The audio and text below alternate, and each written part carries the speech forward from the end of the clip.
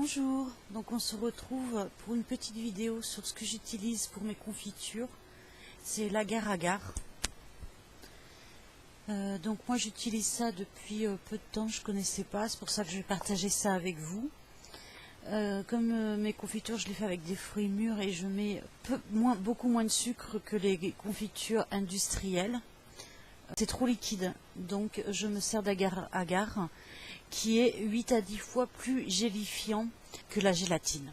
Alors l'agar-agar est une substance qui s'obtient à partir d'espèces d'algues rouges, genre Gelidium. Alors je ne sais pas si je le prononce bien ou pas.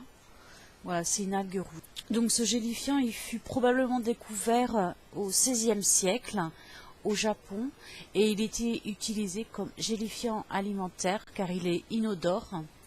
L'agar-agar, il est produit sous forme de fibres ou de poudre. Là, c'est... Il y a combien de sachets là? Il y a 4 sachets et il est sous forme de poudre. L'agar-agar, ça s'obtient avec des algues séchées que l'on ébouillante dans de l'eau et de l'acide acétique, style le vinaigre, ou de l'acide sulfurique dilué. Ensuite, on le filtre et le liquide chaud qui en découle, on le neutralise avec un agent alcalin, comme par exemple le bicarbonate de sodium. Et ensuite, ça forme une gelée dès que ça atteint à peu près 40 degrés. Et finalement, on le congèle, on le dégèle, on le déshydrate, etc. Donc ça va perdre de ses propriétés. Vous savez que l'algue, c'est très riche et très sain pour la santé. Mais du coup, ça va perdre quand même de ses propriétés. Néanmoins, en très petite quantité, vous allez retrouver des vitamines, des sels minéraux, du calcium, du fer, du zinc, du potassium, et du magnésium et le folate. Le folate, je ne sais pas ce que c'est et j'ai oublié de chercher. J'ai oublié de vous le chercher. Bon, tant pis. Je vous le mettrai dans la barre d'infos si je trouve.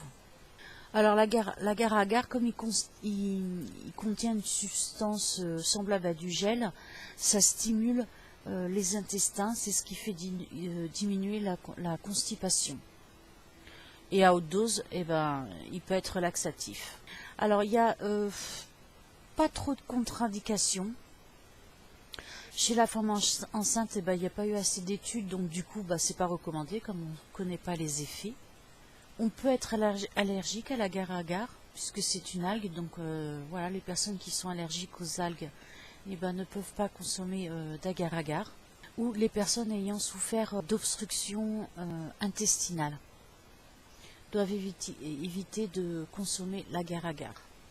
Ensuite, dans le cas suivant, ça peut être consommé, mais avec modération chez les patients diabétiques.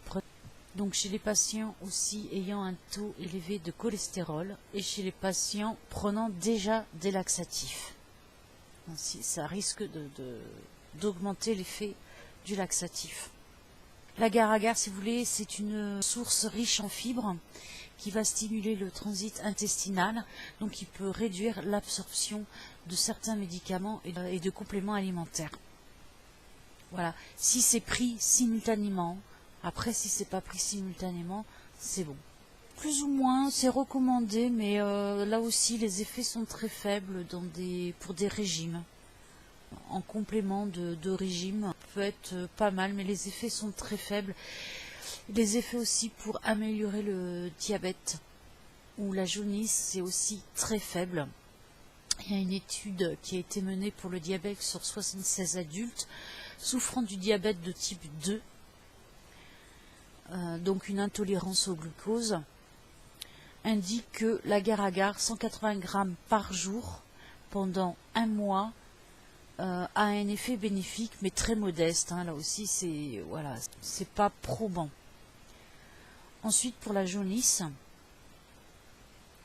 il y a eu 2 études. Une première étude portant sur 9 sujets en 1988 qui conclut que l'agar-agar dans le traitement de la jaunisse de nouveau-né ne fait rien, n'a rien apporté de bénéfique. Et après, par la suite, il y a eu 3 autres études publiées qui aura apporté un effet bénéfique de 2 grammes. Alors il faudrait donner 2 grammes par jour et accompagné d'un traitement ou pas, photothérapie. Ça c'est pour la jaunisse. Moi quand j'ai vu ça, ça m'a fait penser que j'ai eu j'avais recueilli un chaton, il est mort de la jaunisse. Peut-être qu'on aurait pu le sauver avec ça, parce que la jaunisse chez les chatons c'est mortel et il n'y a rien à faire, quoi. Mais peut-être que ça aurait pu marcher. L'agar-agar, hein. Pour la jaunisse, ils disent qu'il faut 2 grammes à 16 grammes d'agar-agar, 4 à 8 fois par jour dans du lait, seul ou en association avec des séances de photothérapie. C'est pour enlever le jaune, vous savez, dans les cellules. Je ne connais pas trop ce processus-là de photothérapie, mais je sais que c'est pour enlever le jaune. Alors je suis pas médecin, je ne saurais pas vraiment vous l'expliquer dans les détails parce que c'est pas une maladie que je connais très bien, la jaunisse. Voilà, je sais que malheureusement c'est assez courant chez les chats, chez les chatons, et qu'il y a un vaccin justement contre ça. Moi là je vous ai donné des indications, hein. Moi je l'utilise dans les confitures, donc bien sûr c'est pour les végétariens, hein. Il n'y a pas du tout d'animal, comme c'est 8 à 10 fois plus gélifiant que la gélatine. Donc c'est plus économique. Moi j'ai découvert ça et je suis contente. Ça évite que mes confitures soient trop liquides. Et surtout quand là j'ai fait de la gelée de groseille et de la... Non, oui c'est ça, j'ai fait de la gelée de groseille et de la gelée de framboise. Et je me suis servi de ça et c'est nickel. J'ai complètement oublié de vous indiquer un effet extrêmement négatif.